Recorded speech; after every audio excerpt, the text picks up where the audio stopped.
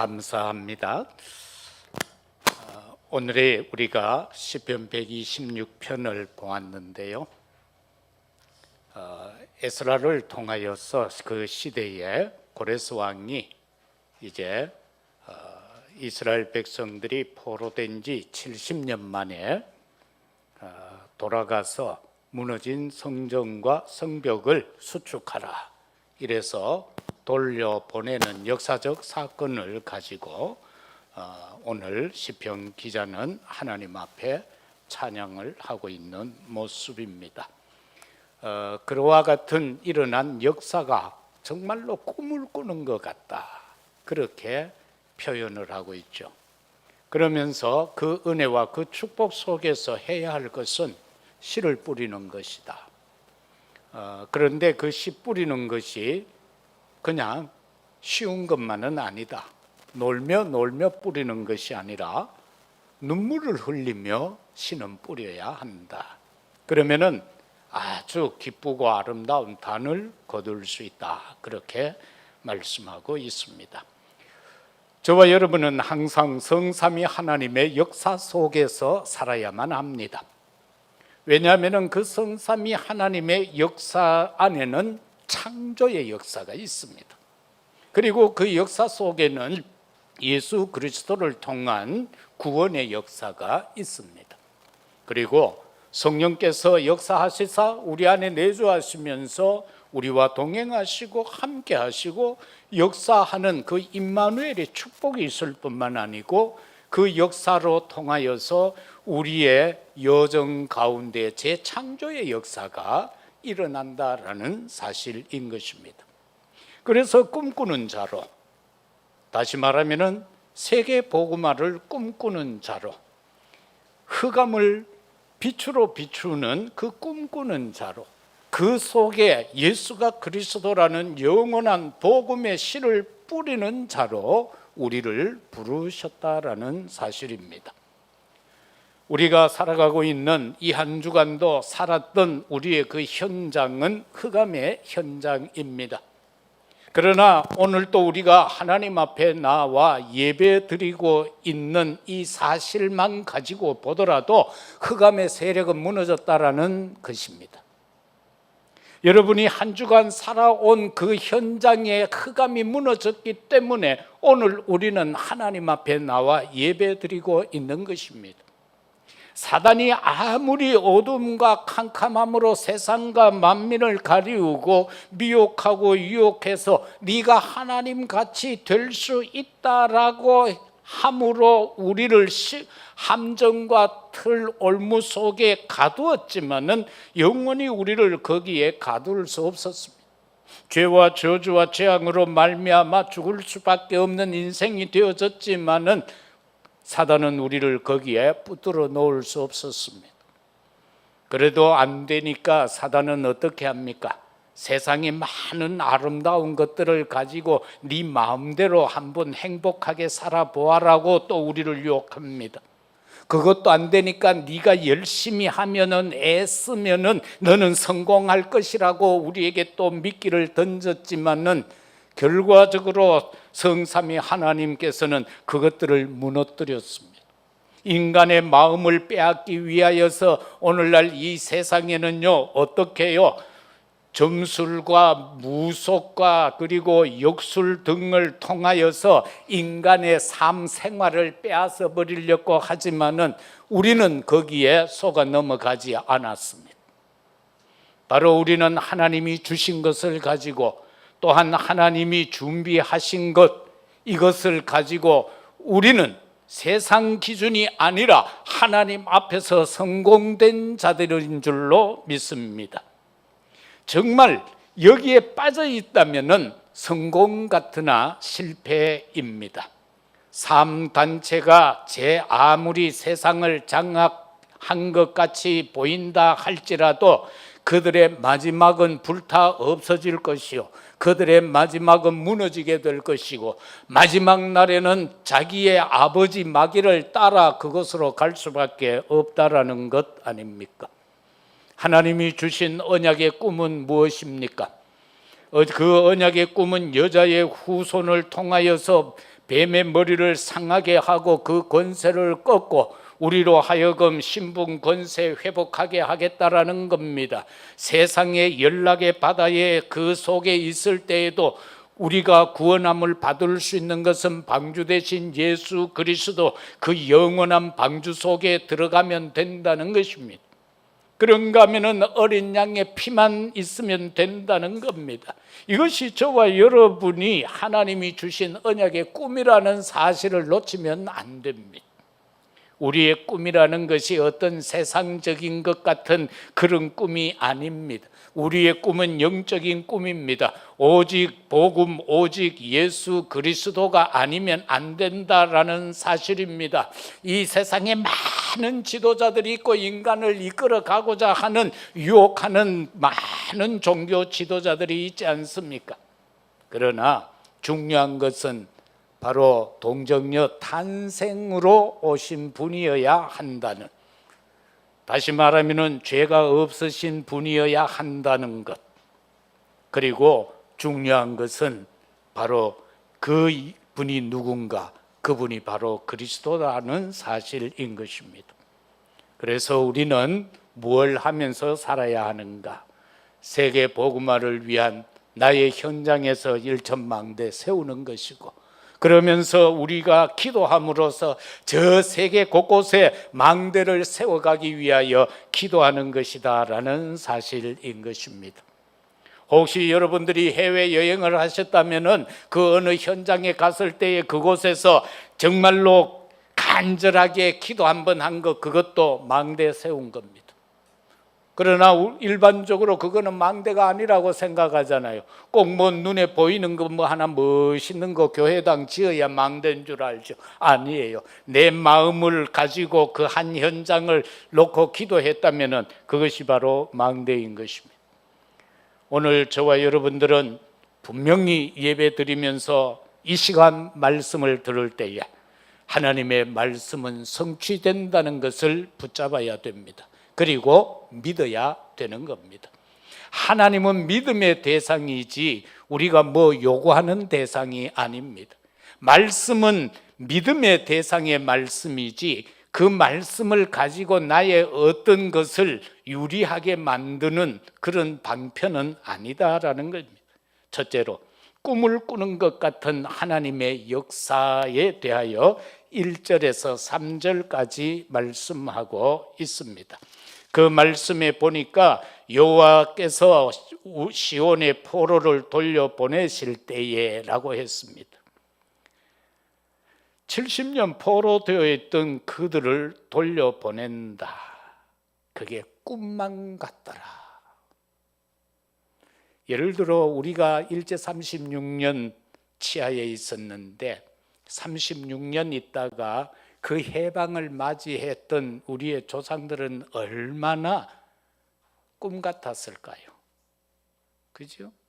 얼마나 꿈 같았겠어요. 모여서 예배 제대로 못 드렸는데 매주 한 번씩은 신사를 향하여 일본을 향하여 동방요배를 했어야 했는데 이제 마음 놓고 예수를 믿게 되고 신앙생활을 할 수 있었으니 그 얼마나 꿈 같았겠습니까?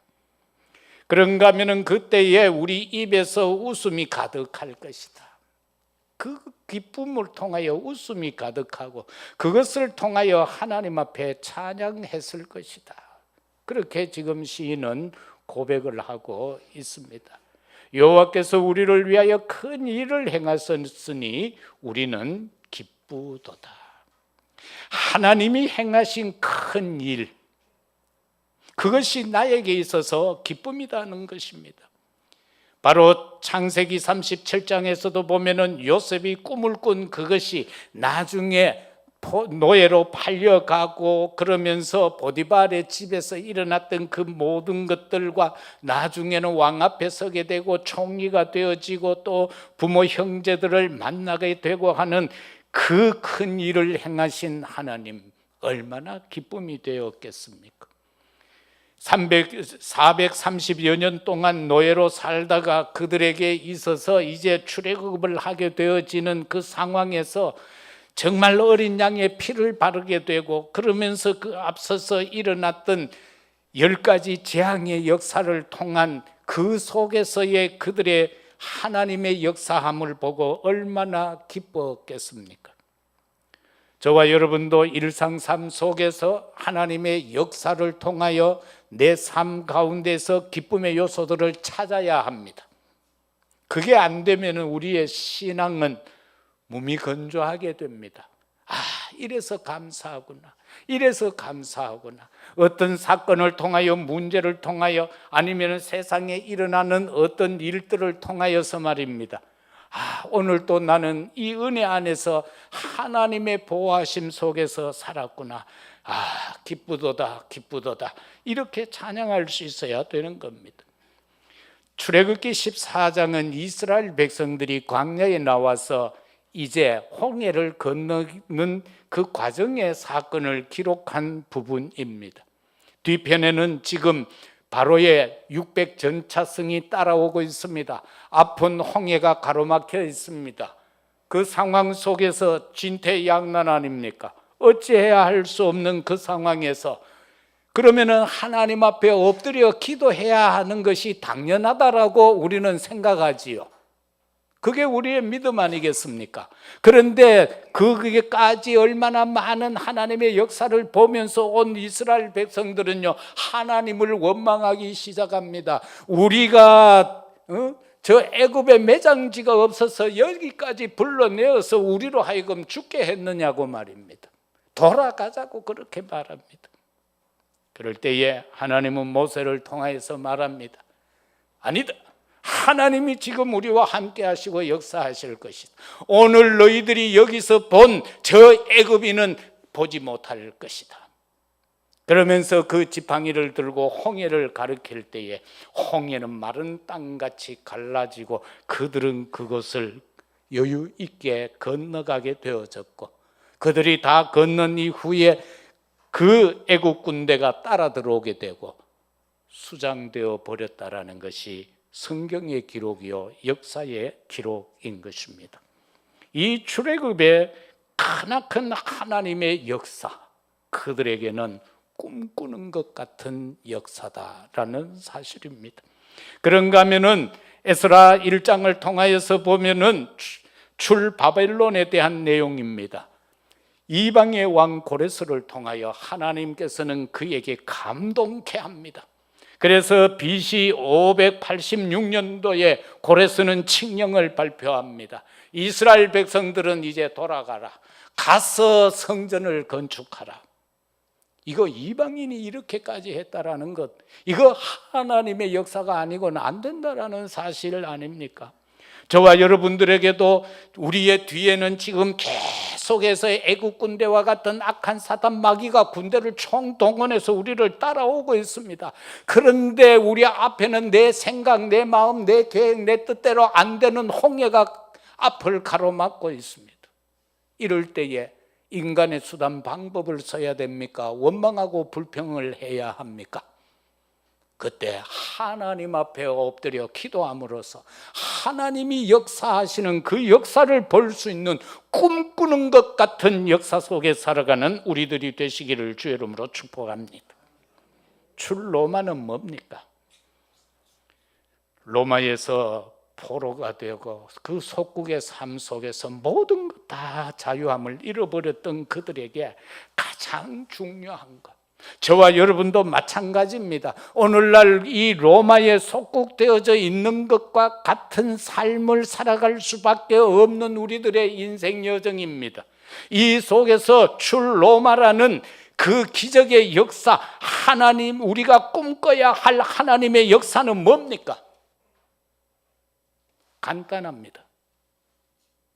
주인입니다. 출로마 하는 데 있어서 가장 중요한 것은 나의 주인이 누구냐라는 겁니다. 나의 주인이 누구냐? 이 한 주간 살아오실 때에 나의 주인이 누구였습니까? 그걸 오늘 이 시간 답을 얻고 돌아가시기를 바랍니다. 한 주간 나의 삶 속에서 나의 주인은 누구였나 말입니다. 이스라엘 백성들이 이 예수님 당시에 제자들조차도 여기에 대한 답을 가지지 못했습니다. 가이사랴 빌립보 사람들은 나를 누구라 하고 있느냐?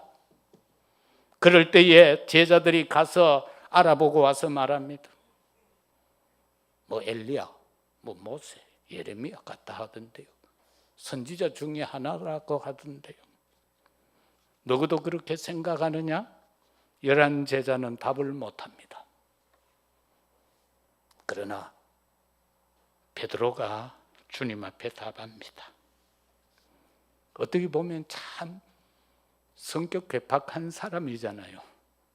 막 예수님 모른다고도 했던 사람인데 그가 고백합니다. 주는 그리스도시요 살아계시는 하나님의 아들입니다라고. 그것이 로마하는 최고의 메시지입니다. 저와 여러분도 이 세상에 무언가에게 사로잡혀서 속국된 형태로 내 영혼이 살아간다면 거기에서 벗어날 수 있는 길은 주인을 정하는 길입니다. 나의 주인은 오직 예수 그리스도 뿐이다라고 말입니다. 그것만 되면은 모든 영육 간에 로마에 잡혀 있었던 것과 같은 상태에서 해방을 받게 되는 것입니다. 주인입니다. 주인. 나의 주인은 누구냐? 두 번째로 하나님의 자녀된 자, 해방된 기쁨을 누리게 됩니다. 4절 말씀입니다. 여호와여 우리의 포로를 남방 시내들 같이 돌려보내소서. 남방 시내들 같이 돌려보내라는 이 말은 우기가 되면은 강이 넘친다라는 그 의미입니다. 저와 여러분들의 모든 삶 속에서 이와 같이 넘치는 하나님의 은혜 속에서 회복되는 것을 우리는 누려야 될 것입니다. 그런가 하면은 다윗을 통하여 고백된 내용이 시편 23편 5, 6절에 이렇게 기록합니다. 주께서 내 원수의 목전에서 내게 상을 차려주시고 기름을 내 머리에 부으셨으니 내 잔이 넘칩니다. 내 평생의 선하심과 인자하심이 반드시 나를 따르리니 내가 여호와의 집에 영원히 살리로다. 내가 여호와의 집에 영원히 살리로다. 바로 이것이 해방된 기쁨인 것입니다. 그래서 우리가 가져야 할 것은 날마다 구원에 대한 확신을 가져야 됩니다. 우리 많은 믿는 사람들이 보면은 이래 현장에 가서 복음 전할 때 이래 보면은 뭐 교회에 중직으로 있었던 사람들도요 복음 메시지 전하면은 잘 몰라요. 그러면서 말하잖아요. 아, 내가 이때까지 잘못 믿었다. 내 새로 믿어야 되겠다. 그래서 예수님을 영접을 하고 그렇게 하는 역사를 체험해 보셨죠. 이 구원에 대한 확신이 없으면은요 구원파들에게 당합니다. 구원파들은 어떻게 다가옵니까? 막 말합니다. 너 구원받아서 뭐 할 거 아니냐? 너 주민등록 있지 않느냐? 너는 몇 년 몇 월 며칠에 태어났다라는 게 법적으로 있지 않느냐? 이 구원받는 것도 마찬가지다. 네가 몇 년도 몇 월 며칠에 구원받은 너 이래 물어보면 아무도 모르잖아. 누가 대답할 사람이 있어요? 최전도사 몇 년도 몇 월 며칠 몇 시 몇 분에 구원받았나? 구원파들이 이렇게 물어옵니다. 그러면 거기에 답할 사람은 아무도 없습니다. 주민등록증 있어요? 천국 시민증 그 뭐 기록해놨는 거 갖고 있습니까? 그래서 이 구원에 대한 확신을 가져야 됩니다. 아, 내가 구원받은 것은 이러이러한 것, 내 삶이 옛날에는 이러이러했는데 예수 믿고 나니까 이렇게 바뀌어졌다. 옛날에는 맨날 짜증내며 살았는데 요새는 그저 감사하며 기쁘며 찬송하고 살아간다. 그렇게 답하면 되는 거예요. 그러면은 도대체 어떤 기쁨입니까? 남은 자의 기쁨입니다. 저와 여러분은 남은 자의 기쁨입니다. 그러면 우리는 항상 겉으로 표현되는 게 웃음을 짓는 우리가 되어야 됩니다. 믿는 사람이 맨날 그 얼굴에 내천자 써가지고 돌아다니면 안 됩니다. 맨날 간 안 좋은 사람 그치 해가지고 돌아다니면 안 된다 그 말이에요. 웃으면서 이거 세상 말로 실실 쪼개면서 돌아다녀야 돼. 그래 사람들이 니 뭐 그래 자꾸 웃노 하면 내 이래가 웃는다라고 할 수 있어야 돼요. 그것만 해도 전도는 되는 것 아닙니까? 맨날 근심 걱정 염려대가 인상 쓰는 사람이 볼 때에 저 사람은 어떻게 저렇게 계속 웃지? 어떻게 저렇게 기뻐 보이지? 그렇게 하면 되잖아요. 그럼 물으면은 그때 복음 전하면 되는 거예요. 내가 옛날에 네 알잖아. 나도 맨날 찡그리고 다녔잖아. 나도 맨날 원망하고 불평하고 이상하게 살았잖아. 짜증내고 근심하고 걱정하고 염려하고. 그런데 내가 좀 달라졌지. 그때 복음 전하는 거예요. 이 남은 자의 기쁨이라는 건 딴 거 아닙니까? 곳곳에 망대 세우는 것이고 그 대표적인 인물로 우리는 요셉과 모세와 여호수아와 그리고 갈렙, 라합 이런 사람 등을 통하여서 우리는 볼 수가 있는 겁니다. 그 다음에 순례자의 기쁨입니다. 저와 여러분은요 다 남은 자가 되어져서 구원받은 자로서 순례자의 길을 걸어가고 있는 자들 아닙니까? 하나님께서 우리에게 목적지를 주셨고 그 목표를 주셨고 그 길을 향하여 저와 여러분은 지금 달려가고 있습니다. 달려가면 뭐 해야 되냐? 오늘 본문에서는 찬양하라라고 말씀하고 있습니다. 찬양하면 모든 흑암은 떠나가게 되어져 있습니다. 이것을 가르쳐서 언약의 여정이라고 합니다. 저와 여러분은 세상의 불신자들이 걸어가는 그런 길이 아닙니다. 우리는 언약의 길을 걸어가고 있습니다. 하나님께서 예비해 놓은 그 길을 걸어가고 있습니다. 에스라가 그 길을 걸어갔고요, 다니엘과 세 친구들이 그 길을 걸어갔고 에스더가 그 길을 걸어갔던 것입니다. 그래서 그들은요 뜻을 정할 수 있었던 것입니다. 그래서 그들은 그 풀무불 가운데에서도 하나님이 살려주실 것이다.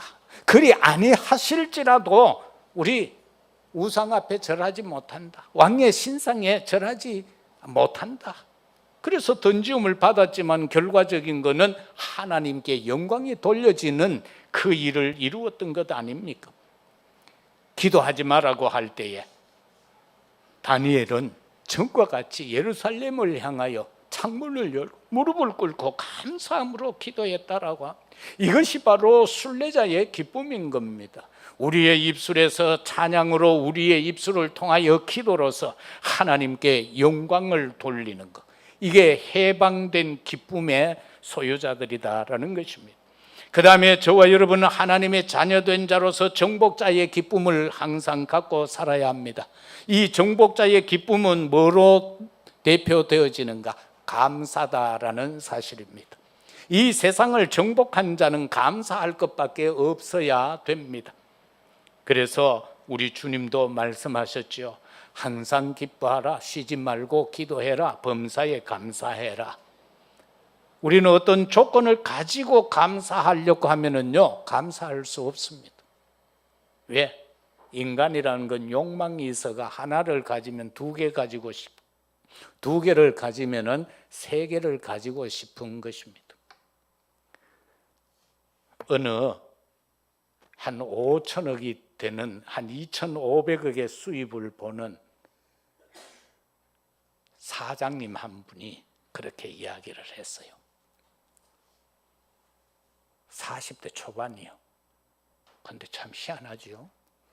1,000객실이 넘는 호텔 운영자요. 그런데 그 사람한테 인터뷰하는 사람이 질문을 했어. 무엇이 행복입니까? 그럴 때 그 사람은 이렇게 대답하더라고요. 물질은 행복의 대상이 아닙니다. 물질로는 행복해질 수 없습니다. 물질로는 행복해질 수 없습니다. 가지면 자꾸 가지고 싶더라는 겁니다. 그런데 자기는 그 행복을 어디에서 찾느냐? 내가 소소하게 하는 작은 일에서, 그 큰 기업을 운영하는 사람이 회사 경영에서 행복을 찾는 게 아니고 소소한 일에서 행복을 찾고 그 다음에는 내 자녀와 아내와 같이 집에서 밥 먹고 아이들과 같이 노는 것, 이게 행복입니다. 그렇게 답하더라고요. 젊은 사람이 그래도 잘 깨달았지요. 그죠? 믿는 사람인지 아닌지는 잘 모르겠어요. 그러나 그걸 그렇게 대답을 하는 걸 볼 때, 아, 젊은 사람이 바로 깨달았구나. 어지간하면 돈 많이 벌려고 그러잖아요. 그런데 호텔을, 큰 그 호텔 사장을, 회장을 하면서 시내 나와가지고요, 조그마한 고깃집을 자기가 운영을 해. 밤에만 딱 한 팀만 받아가지고 장사를 하더라고. 그걸 그렇게 열심히 하는 거요. 음식 만들고 하는 게 그게 그렇게 기쁘고 즐겁대. 그럼 뭔가가 좀 다르더라고요. 이처럼 저와 여러분은 정복자로서의 기쁨을 가져야 돼요. 이것은 바로 이정표, 천안 삼거리에 갔을 때 어느 길로 갈 것인가, 그걸 정하는 것. 내 인생의 길에 섰을 때, 문이 막혔을 때에, 홍해가 가로막혔을 때에, 아니면 여리고가 가로막혔을 때에 이정표를 뭘로 정하느냐 하는 겁니다. 거기에 따라서 우리는 하나님 앞에서 성공된 자가 될 수 있고, 하나님 앞에서 실패된 자로 나락으로 떨어져서 사단에 장악되어 살아갈 수밖에 없는 겁니다.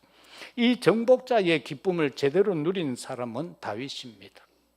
그리고 바울이 이 정복자의 기쁨을 제대로 누렸습니다. 그리고 그렇게 어려움을 당하던 초대교회 시대에 초대교회와 성도들이 그 정복자의 기쁨을 누렸다라는 사실입니다. 마지막 세 번째는 눈물로 씨를 뿌리는 파수꾼의 꿈입니다. 저와 여러분들이 오늘 이 시간 붙잡아야 될 것은, 나는 눈물로 씨를 뿌리는 파수꾼의 꿈을 꿔야 되겠다. 그게 5절과 6절입니다.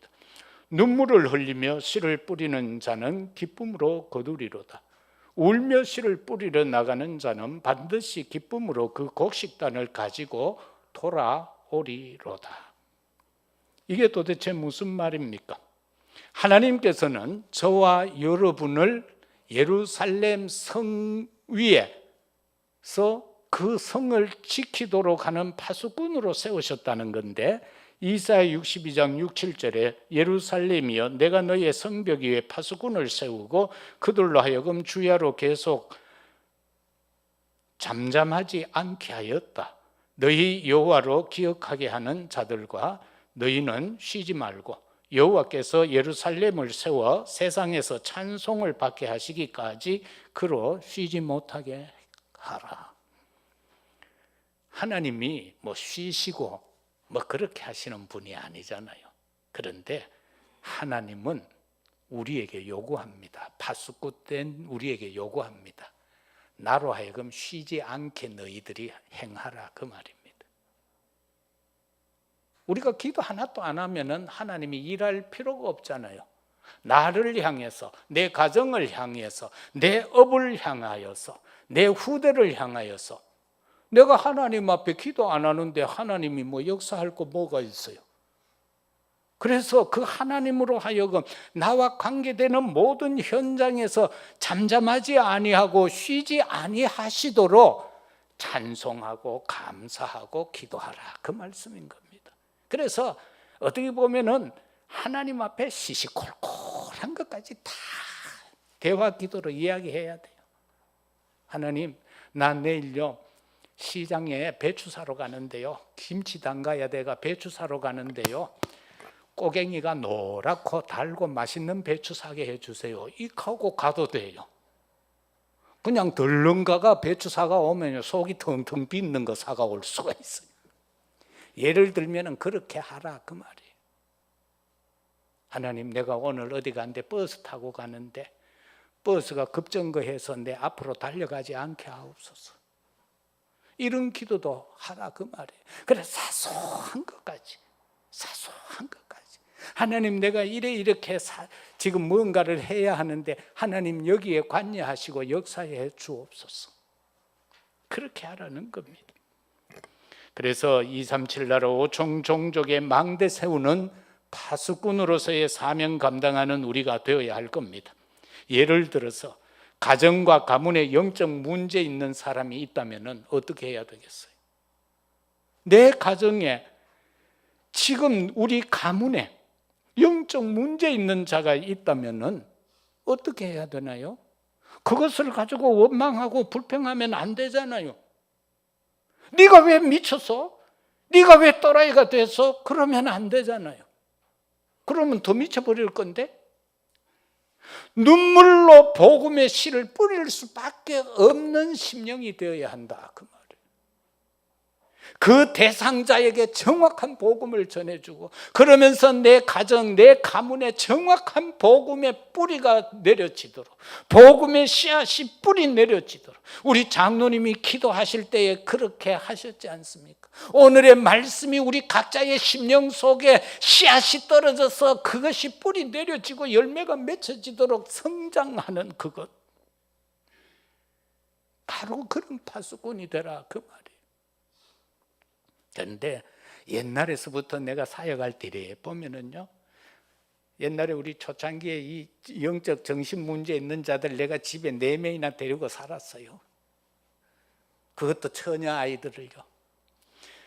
그 대다수가 똑같아요. 특징이. 지는 괜찮아요. 전부 남 탓이요. 나는 깨끗한데 저기 더럽다는 거예요. 나는 문제 없는데 저 사람 때문에 내가 문제가 발생했다는 거예요. 진짜 그 힘들더라고요, 해보니까. 네? 감사하게도 지금은 두 사람은 성공해서 하나는 권사가 됐고 하나는 또 귀한 사역자로서 있고. 그런데 둘은 어디 되는지 모르겠어. 집 나가 부른 것들은 안 되더라고. 그 현장에 못 견뎌. 사랑하는 성도 여러분들, 우리가 눈물로 씨를 뿌리는 파수꾼의 꿈을 가지자면은 뭐를 알아야 하는가? 복음을 아는 자가 되어야 돼요. 복음 모르면 안 돼요. 성삼위 하나님이 누구신가 이걸 바로 알아야 돼요. 정말 예수님에 대한 당연 필연 절대성을 알아야 돼요. 우리를 위해 생명 주실 분은 오직 예수 그리스도밖에 없다라는 거, 정말 그리스도가 아니면 안 된다는 것, 그리스도이어야만 된다는 것, 그리고 기도를 아는 자가 되어야 돼요. 기도를 알아야 우리는 여기에 살지만 시공간 초월의 체험을 하게 되고 그 은혜 속에 살게 되는 겁니다. 기도를 알아야 24, 25 영혼의 비밀을 알게 되는 겁니다. 이 24, 25 영혼이라는 게 뭡니까? 내 시간에서 하나님의 시간으로 들어가서 받는 응답을 말하는 것. 내 시간에서 하나님의 시간. 응답은요, 내 시간 속에서 주어지는 거 아니에요. 내 시간 속에서 하나님의 시간으로 들어가야 돼요. 그게 25라. 거기에서 나오는 것이 영혼의 응답이요. 왜? 그 응답은 내가 상상도 못하는 역사로 일어난다라니까요. 우리는 우리 자녀들이 잘 되기를 바라지요. 자녀가 실패하기를 원하는 부모는 이 지상에 아무도 없습니다. 거지 아버지도 아들 거지는 멋있는 거지가 되어지기를 바라는 게 부모의 마음이요. 내 깡통은 적어도 아들은 큰 깡통 가지고 밥 얻어 먹기를 원하는 게 거지 아버지의 소망일 것 아닙니까? 우리의 자녀들을 어떻게 해야 돼요? 지 시간에서 놀도록 만들면 안 돼요. 하나님의 시간으로 들어가도록 만들어 보면 끝나는 겁니다. 그래야 하나님이 책임지는 거예요. 안 그러면은 일반 길을 걸어가야 돼요. 그래 맨날 비포장 길로 가는 거예요. 천성을 가는데 포장된 길로 신나게 달려가야지. 비포장 길로 가면 빨리 가는 사람이 차 몰고 확 가쁘면 그 먼지 내가 다 뒤집어 쓴다니까. 인생을 그렇게 사는 사람들도 있어요. 다른 사람의 모든 먼지를 다 뒤집어 쓰고는 천국 가는 사람이 있다니까. 그러나 저와 여러분은 멋있게 가야 될 거 아닙니까? 내 시간에 매여 살지 말고 하나님의 시간 속으로 들어가라. 그리고 전도를 아는 자가 되어야 돼요. 그래서 항상 237 나라에 빛바라는 걸 기도 제목이 되어야지. 내가 왜 돈 버는가? 하나님이 왜 내게 직장 줬는가? 하나님이 왜 내게 사업 줬는가? 딴 거 아니에요. 복음 전하라고 주신 거예요. 복음 전하는데 쓰지 못할 것 같으면은 뭐 세상 사람하고 똑같은 것 아닙니까? 하나님이 그렇게 하라고 내게 그렇게 하시겠어요? 그래서 우리는 이 이정표가 바로 되어져야 되는 거예요. 예? 내가 어떻게 인생을 어떻게 살 것인가? 그래서 공부를 꼭 1등만 해야 된다는 건 절대 아닙니다. 왜? 세상에는 1등 하나밖에 없으니까요. 어떻게 해야 돼요? 하나님 앞에 잡혀서 공부해라. 하나님 앞에서 붙잡힌 공부하는 렘넌트가 되어야 돼요. 그러면은 하나님이 쓰십니다. 그 공부 잘하고 못하고 상관은 없습니다. 공부요, 내 친구도 내 이름하고 똑같은 친구가 하나 있었어요. 중학교 때. 내 이름하고 똑같아요. 김일환이요. 근데 그 친구 집에 가보니까요, 엄마 혼자 사는데 자기하고 동생, 어린 동생하고 둘이 있어. 근데 이 친구 집에서 가면 학원도 못 가요. 엄마가 미싱해서 사는데 그 미싱하는 바느질하는 옆에서 공부하면서 그 동생을 돌보더라고. 근데 700명 중에 1등 했어요. 서울법대 갔어요. 판사 됐어요. 그게 행복입니까? 그거 아니요. 왜? 1등 했지만은, 판사가 됐지만은 하나님을 몰라. 예수님을 몰라. 1등은 못했지만은 나는 지금 전 세계 다니면서 복음 전하고 있어.